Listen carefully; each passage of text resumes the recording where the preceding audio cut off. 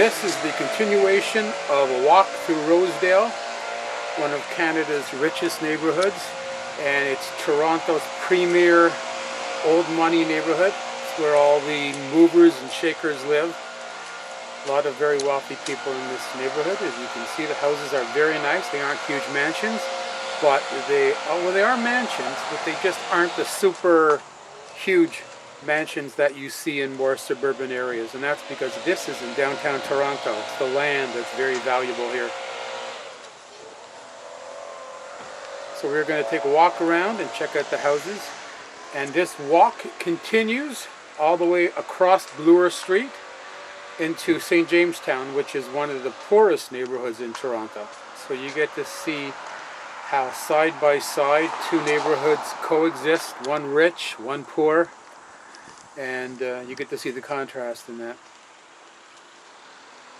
Now, I don't know if this is a fact, but when I was younger, we had a school trip, and the bus drove us through Rosedale, and our teacher was pointing at different people's mansions and talking about Rosedale, and she told us that a lot of the houses here are deceptive because they look like they're fairly regular size houses, or just, you know, very nice large size houses, but you can't see underground. Supposedly they built these houses really deep underground so they could build extra levels. So there's 2 or 3 levels underground.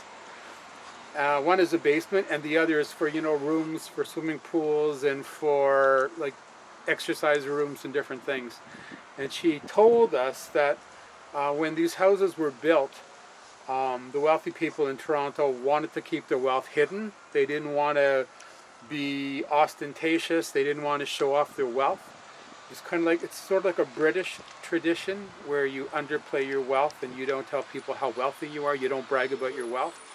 So this is what she told us during the tour, and I remembered that a lot of these houses supposedly have a lot more space than you realize because they're built underground to hide the fact that they are huge inside, so the public won't find out. I guess the rich, very wealthy people are afraid that the middle class will rebel and be jealous of their wealth, so they wanted to keep it kind of hidden.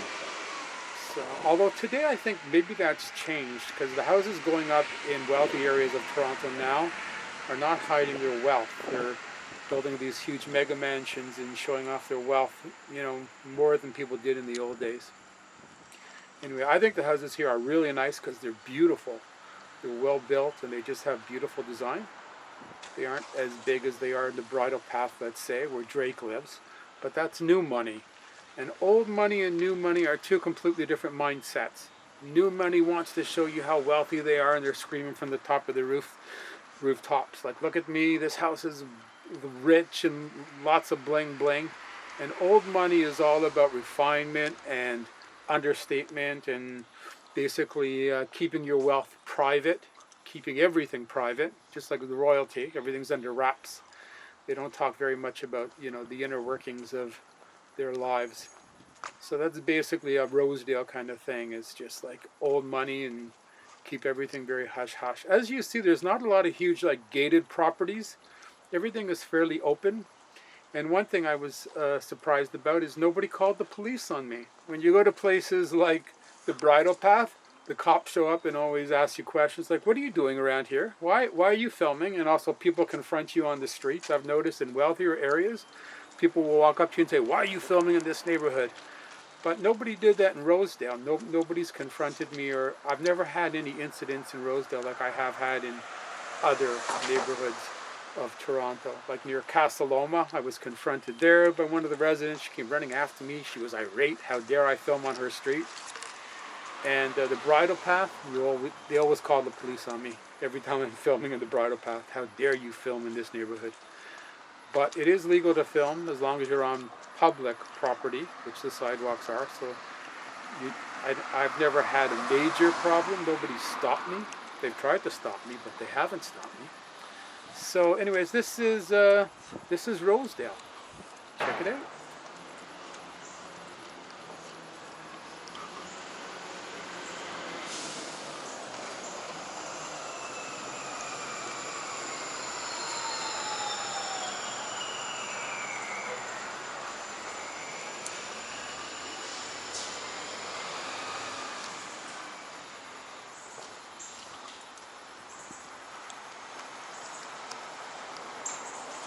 Notice how nice the landscaping is in this area. Every time I walk in wealthy areas of Toronto, you notice that the landscaping is really, really well done. There's a lot of attention paid to really having a nice, well landscaped property. It's nice to see. I like these areas that have a lot of vegetation. But then again, all over Toronto, even in the poorest neighborhoods, you will see a lot of trees and a lot of vegetation. It seems to be a thing all over the city. If you look at a picture of Toronto from way up, you'll see that Toronto looks like a forest. Like it's covered by huge, huge trees almost everywhere, especially like in the older parts of Toronto. Like you'll see in the beaches or Cabbagetown or Leslieville. The whole streets are covered with like really tall, tall trees. And they create a huge green space in the city. Well, not space, but it just looks very green when you see it from high above. And also wherever you're walking, you're always walking under very tall trees.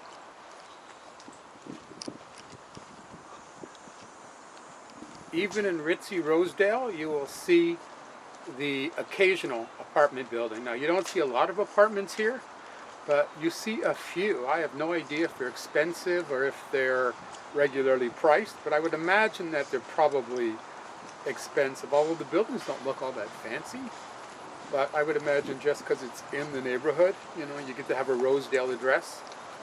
But it's unusual to see a really wealthy neighborhood and then sprinkled with a few apartments here and there. But I mean, it's good. Why not give people options, right?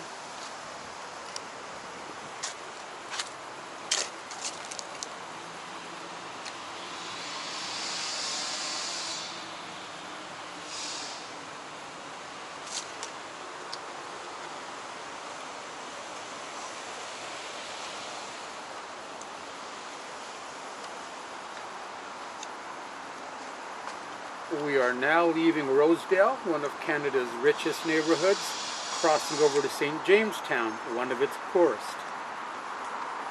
Once you cross the Rosedale ravine, you come to Bloor Street, the Bloor subway, and just south of there is one of the highest density neighborhoods in all of Canada. It's also one of the poorest. It's a mix of government housing and low-priced rental apartment buildings. We are crossing one of Toronto's many ravines. These ravines run all over the city. People don't realize that Toronto is not a flat city. A lot of people think Toronto's flat, but instead of having mountains that go up, we have ravines and valleys that go down. So the city is crisscrossed by all kinds of ravines, rivers, and valleys all over the downtown core and even all through the suburbs. They go right to the end of the city, so this is just one of them. And now we are heading into St. Jamestown. And one of the interesting things that I find about Toronto is comparing it to like American cities. In American cities you have the rich on one side and you have the poor very far away on the other side. It's very rare outside of New York City. It's very rare to see rich people and poor people living very close together, like within a 1-minute walk or basically separated by a street. But that's what you'll see in Toronto. This is one of the areas where right across the street you got very rich people and on the other side you got very poor. You just got to cross that bridge or you just cross Bloor Street and you're right into one of Toronto's poorest neighborhoods, St. Jamestown.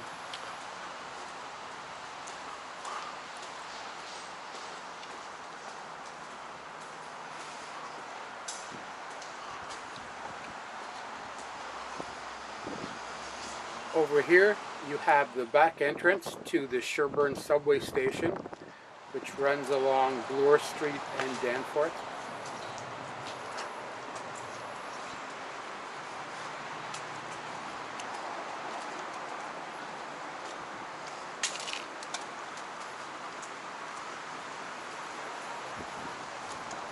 This is downtown Toronto.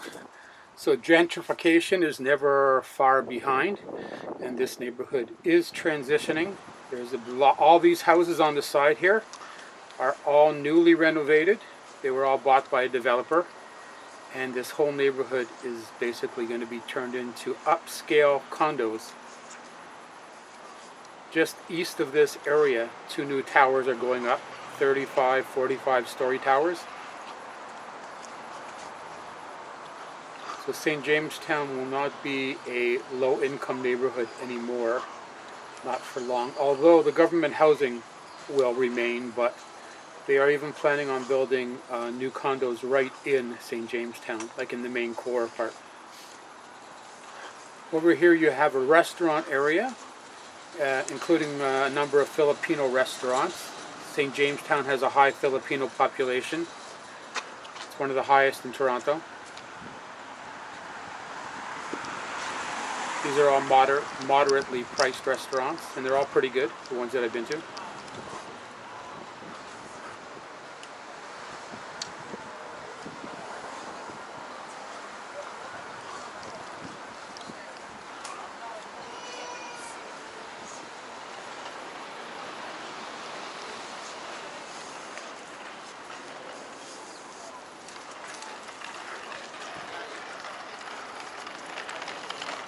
So right here you have the core of St. Jamestown, and that's the apartment buildings.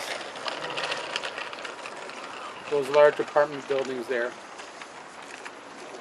Some of them are privately owned, and some of them are owned by the City of Toronto, government housing. The ones that are privately owned are known to have some of the lowest rents in the downtown core. If you want to live in the downtown core of Toronto, you're usually paying around $2,000 or more for a one-bedroom apartment.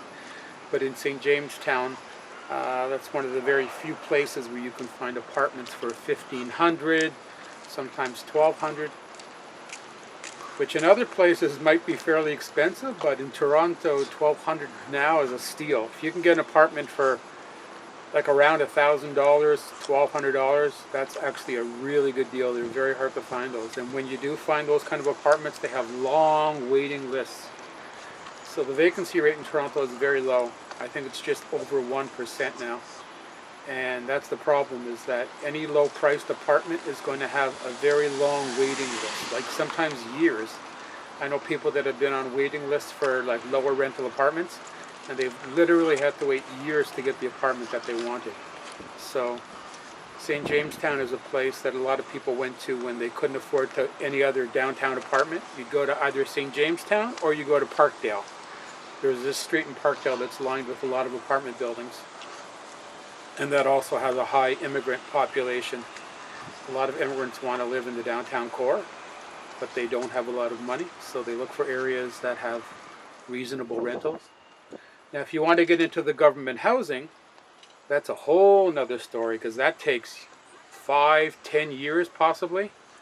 There's a hell of a long waiting list. Over, I think it's 120,000 families are on the waiting list for government housing in Toronto. So if you're going to apply for one of the government buildings here, you're going to be waiting a long, long time.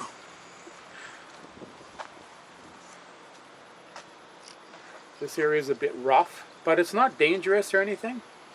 I walked through this area many, many times. I've never seen any violence, any problems. Just a lot of poor families that live here. As you could see, they're renovating the building, so they don't let them deteriorate too badly. I hear that some are not in great shape, especially the government housing buildings.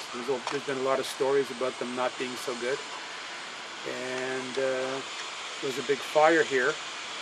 I think it was over a year ago, and they still have not fixed the building, so people that lived in the building are living in temporary places until they can get the apartment building up to par.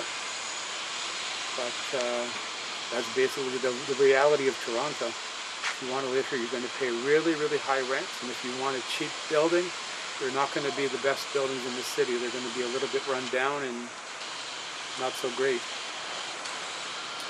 They did build a new community center here not too long ago, and they're building a new indoor swimming pool. So they are putting some resources into this area. But as a general rule, I mean, it's a decent neighborhood. It's not bad. It's a friendly neighborhood. People talk and they socialize. They all sit outside in the summer. And the only thing is that it's a poor neighborhood. So obviously it's got a reputation of being a poor neighborhood and also a bit run down. not the greatest place. I mean, it's known to have cockroaches and, bed bugs and things like that. You always read about these kind of stories, but, that's all over the city too. Even condos. I know somebody that lived in a condo had bed bugs. So just because you live in a high-priced condo, it doesn't mean you aren't going to get roaches or bed bugs or anything like that. They're all over the city. There's people move all over the place in Toronto. Toronto has a high rate of transient people coming and going, moving here, moving other places. A lot of new people arrive in Toronto all the time. So this is the reality of seeing Jamestown. Right across the road from Rosedale. You got the super rich on one side and you got the poor on the other side by side in Toronto. This is just about the end of our tour. Hope you enjoyed it. Bye for now.